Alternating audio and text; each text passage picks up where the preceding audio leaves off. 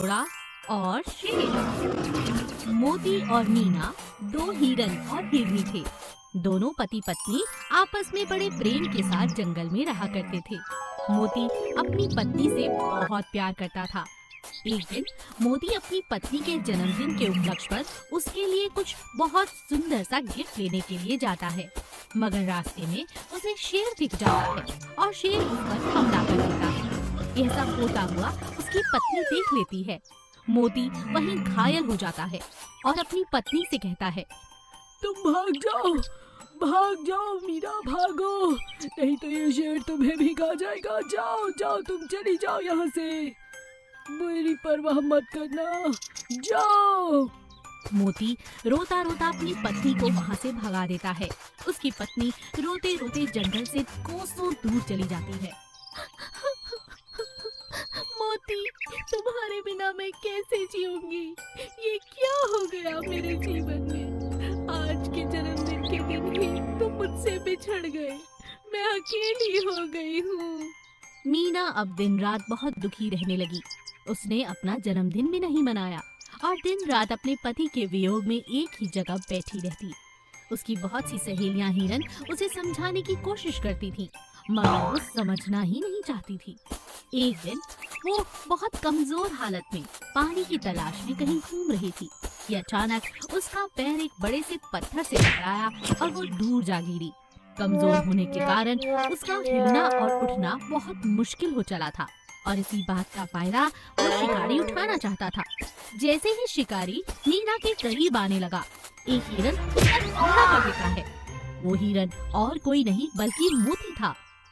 शिकारी घायल होते ही जोर जोर से चिल्लाने लगता है, बचाओ बचाओ, अरे पहली बार हुआ है कि किसी हिरन ने मुझ पर हमला किया। अरे इतना खतरनाक हिरन तो मैंने कभी नहीं देखा।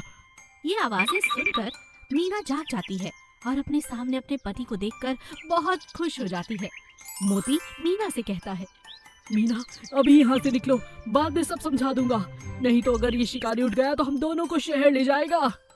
मीना अपने पति के सहारे से अपने घर के पास पहुँच जाते हैं और तब मीना मोती से पूछती है, मोती, तुम कहाँ चले गए थे? मुझे लगा तुम मुझे छोड़कर दुनिया छोड़कर जा चुके हो। मोती मीना से कहता है, अरे पगली, उस दिन मैं बहुत बुरी तरह घायल हुआ था। इससे पहले कि शेर मुझे खा पाता, अचानक एक शिकारी आया और उसने शेर का शिकार कर लिया। मैं तुरंत वहाँ से जैसे तैसे जान बचाकर भागा, मगर इतनी बुरी हालत में था कि तुम तक नहीं पहुँच पा रहा था। जब तक मैं स्वस्थ हुआ तब तक बहुत दिन बीत चुके थे और फिर मैंने तुम्हारी तलाश जारी की और देखो ना, आज समय से तुम मुझे मिल गई। मीना, तुम्हारे बिना जीना बहुत मुश्किल था मेरे लिए। ओह मोती। मीना और मोती फिर से गले लग जाते हैं और खुशी खुशी अपना जीवन जीने लगते हैं। अनोखे दोस्त। चंदन और राघव बहुत पक्के दोस्त थे। दोनों के पास कोई काम धंधा तो था नहीं। सारा दिन गांव का पूरा चक्कर लगाते और जंगल में घूमने चले जाते। एक दिन पूरे गांव में एक बहुत बड़ी अफवाह फैल गई थी कि गांव के बैंक पे बहुत जल्द लुटेरे डाका डालने वाले हैं। बहुत समय से गांव में डकैती की वारदातें होती जा रही थी। ये बात दोनों दोस्त जानते थे। अरे यार, ये कौन डकैत है?